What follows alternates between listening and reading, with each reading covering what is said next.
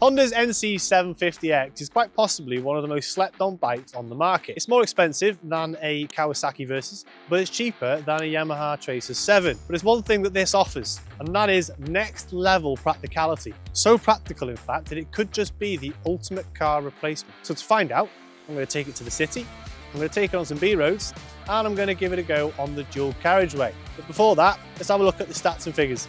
I'm Liam and this is Moto Planet. It's a claimed 81 miles to the gallon. It has no right to sound that good. Intentionally. Should we go through the city? Yeah, that fits just right.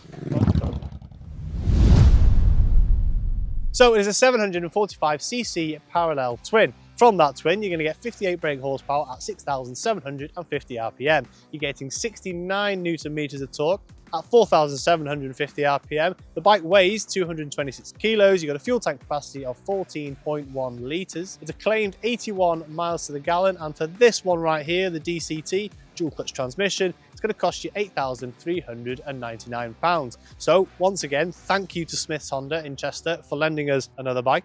Let's go back over there and have a look how we got over here.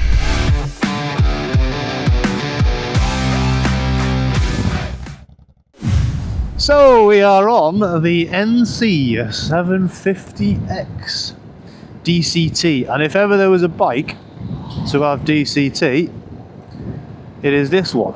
So I'm going to take it through the city to begin with because, well, seems only right. Already it's so stable. Obviously the DCT is absolutely outstanding. Still by far the best automatic system on a bike. Granted, heated grips are starting to do nicely. I think I would probably spec handguards personally. I've got a nice adjustable screen up front. I think that's got about 70mm of adjustments, 5-stage. It's not electric, but that's not the end of the world. The suspension's arguably, it's not budget by any means, but it's not outstanding, but it does the job, and it does the job well. We've also got an extra brake disc up front now, which is always a nice touch. Cruise control on this bike would be the creme de la creme. It would make the bike better than the NT1100. The bike, honestly, it feels like a push bike. The weight is that low down. So as far as commuting goes, this is an absolute doddle. Should we go through the city? Might as well. Proper test. So I'm on the cobbles now. Oh, it is a little bit bumpy. The switchgear feels and looks good. Mirrors are great. Screen's doing a good job keeping the wind off my body. Still quite a bit of noise up on the top of my helmet. This is a usable bike. In fact, this is a bike you can take to the shops and you can put stuff in your fruit or your frunk if you're American. I like the indicator switch. That's got nice bits of feedback. Let's see what the dual carriageway is all about. I can't stress enough how nice it is. Yeah, it's a bit noisy up here. I wouldn't mind a little bit more screen coverage, but there's not many bikes out there that have a screen that covers everything. And if you were going to do that, you'd want to buy a car. But why would you want to buy a car? So let's ask this question, right? Cost of living's gone up, car insurance has gone up, car prices have gone up, and you are genuinely considering getting a bike to replace the car. And first of all, I am all for it. Absolutely all for it. Because the bikes are so modern now, there's no luxuries on a car that you can't really put in on a bike. It's lightweight, it's easily manageable, so even if you're not as strong as the average person, you're not going to struggle with this bike. In fact, I've seen people move the bike around with one arm on the handlebars. Okay, granted, if you need to go up or down hills, you're probably going to want to get a better grip of the bike. But what they've done with the engine and the fuel tank and everything, just keeping that weight so low down, which in fairness, Honda have always been fairly good at. Everybody needs to experience it once in their life. Just appreciate the joy that a motorbike brings. Even on a day like today, I've got all my creature comforts, my hands are warm, I've got my thermals on, I'm sat in traffic, but I know if I wanted to delete the traffic right now, I can do that. And you can't do that with your car, can you? So let's just hit these bumps now. Ready? Yeah, see, it's bumpy regardless. And that takes it in its stride, absolutely grand. On the back especially, now you have got preload adjustable shock, but otherwise your suspension's very much out of the box, off you go. See, now this is quite a bumpy road and it's become quite a good test of the suspension. I don't know if you watched the Keyway video that we did on the Keyway K-Lite. Obviously it's a different league of bike, you know, let's give it credit. Oh my word, was it bouncy and horrible. The sound of this bike is absolutely mega. It has no right to sound that good. Actually, let's try rain mode. So we're going for a more refined bit of comfort now. Let's give that a go. Yeah, so it's far less responsive. It's almost like a little safety blanket now. I'm still in 5th, I'm doing 2,500 revs. It's not as aggressive, it's not as playful, shall we say. So let's see, do our brake test. Beautiful. So I'm holding 20 mile an hour here, nice and easy. I cannot stress to you enough how damn easy this thing is to ride. Now another thing about this particular bike is because it's priced quite competitively, but it's also very, very cheap to run. It's very economical. I think road tax is cheap as well. It's built for a purpose. There's a reason why they're so damn popular. I will say as well, this about the seating position. It feels quite narrow because the engine is quite low. You've got quite a narrow sort of grip with your legs. You feel like you're wrapped around the bike rather than just sat on top it. I like that. Let's pull into the lay-by anyway. We'll have a little bit more of a walk around. Hey. What do you reckon, Mr. Sim? I'm a fan. Are you? Now don't get me wrong. It's not going to set your pants on fire with excitement, but it's going to make you feel smug at the pub. Because it's so easy, so effortless. It's smooth. It's very Honda. It's a very nice bike for what it is.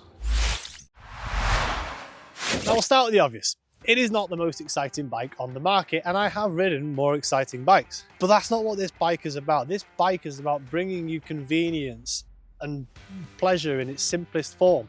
And that's what it does. Yes, it might be boring to some people, but it fits a criteria, and that criteria is convenience. It feels like a scooter, but it also feels like a motorbike. The handling is nice and lightweight, going through the city, it's perfect. The DCT system, which if you ask me is the best automatic transmission on a bike these days, the YAMT, to compare it to that, is a little bit more intrusive, it's a little bit more abrupt, whereas this is really smooth. So when you go through town at 2 mile an hour, 3 mile an hour, it all still feels really well balanced. B-roads, perfectly fine. It's a little bit numb up front. I would have liked a little bit more feedback through the front. Some people complain the suspension's a little bit soft. I disagree. I think it's perfectly adequate for what it is.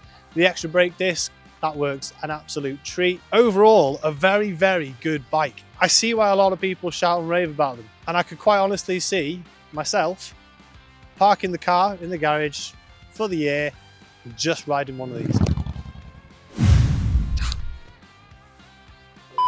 Now, before we touch on some of my favourite features of the bike, let's just talk a little bit about how it looks. And if you ask me, it's not the most attractive bike on the market. But I will say this, I was surprised when I got to the dealership this morning because photographs don't really do it justice. It looks a lot better in person. You've got a choice of about 5 colours. You've got khaki, black, white, grey, or this one here, fighting red, which I think looks fantastic. It's a little bit orange too, if you ask me. But anyway, it looks good. I think it looks a little bit more aggressive than the last one. All the lines are nice, got a nice little bits of gloss black. If you can, go and have a look at one in the dealership. I think you'll be pleasantly surprised. They do look all right. Now there is one standout feature of this bike, and it's very special to the bike, and there's nobody else offering the same thing, unless you're looking at a scooter, and that is of course the front. It is the front trunk. Put the key in the top here, turn it to the right, pops a latch, and you've got 23 litres of storage.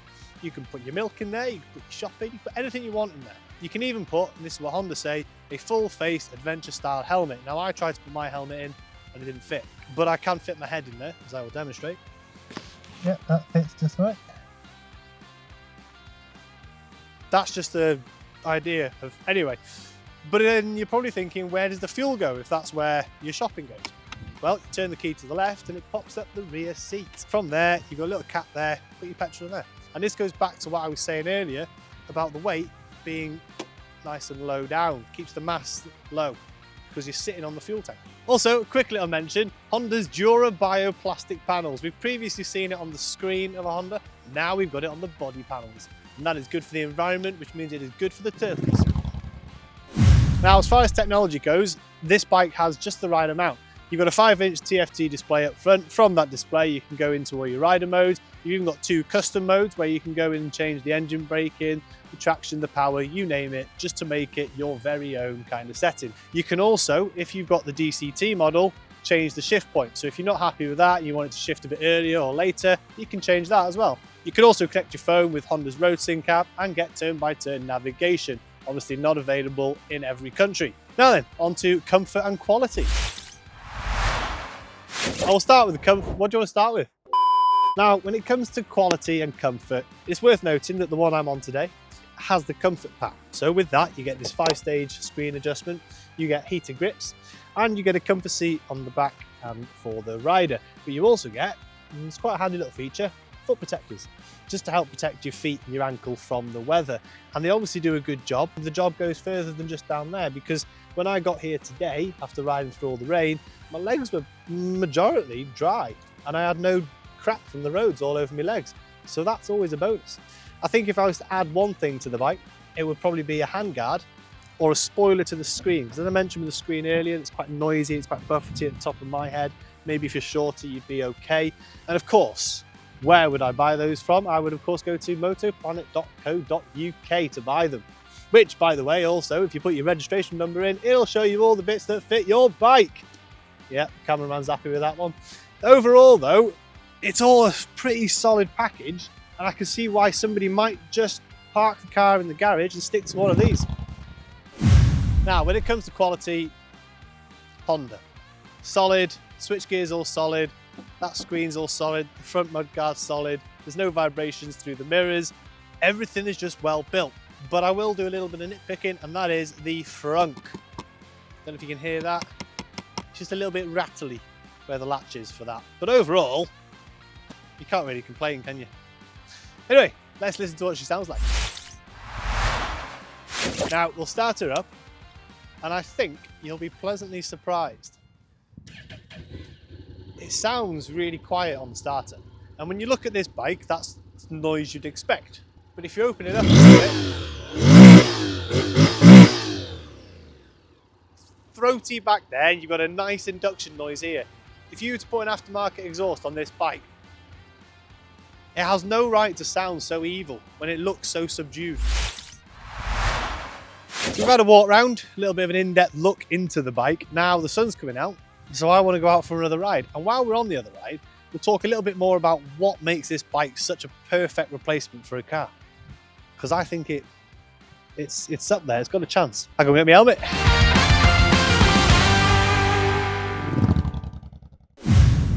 So I've got my heated grips on now, so my hands are nice and warm again. If we're talking replacing a car, what does a car offer that a motorbike doesn't? Well, it offers a roof, it offers a comfortable seat, it offers heated seats, and it's just overall convenience and practicality, really. But I'd argue otherwise, because a motorcycle is much more practical. And yes, it might be a little bit more effort, a bit more faff, but let's think about the money you're saving and also the time you're saving, because that's the main thing here, isn't it? Traffic is nothing. And honestly, this bike, it eat traffic for bloody dinner. You can't even corner this into just being for the town, because it's not.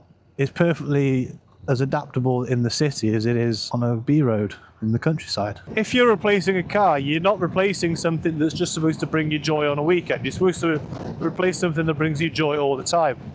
And I can seriously see myself commuting to and from work on this bike. It's cheaper to run than a car. It's without a doubt going to bring you more smiles for miles. You've got the cubby hole, so there's your luggage.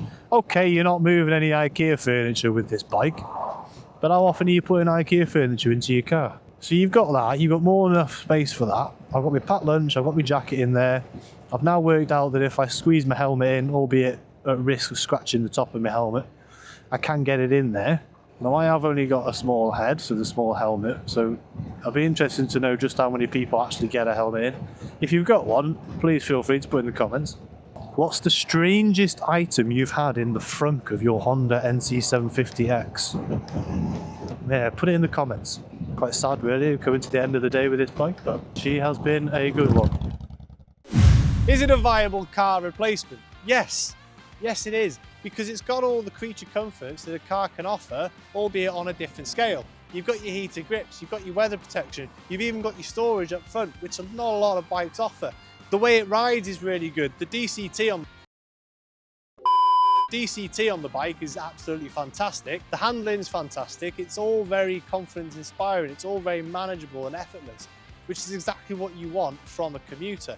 Now, there will be fair weather riders that disagree and they'll say, no, I'll take my car. But if you're buying this bike, chances are you are commuting. And if you're doing that, you're not shy of a bit of rain or a bit of snow. And the bike does a really good job at sort of looking after you in that environment, and it still makes it enjoyable. You're going to have more fun on a bike than you are in a car. End of. And you're going to save time through traffic. So with that, yes, it is absolutely a viable car replacement. So if you've enjoyed this video, don't forget, like, comment and subscribe. I'm Liam, we've been Moto Planet. Ta-da.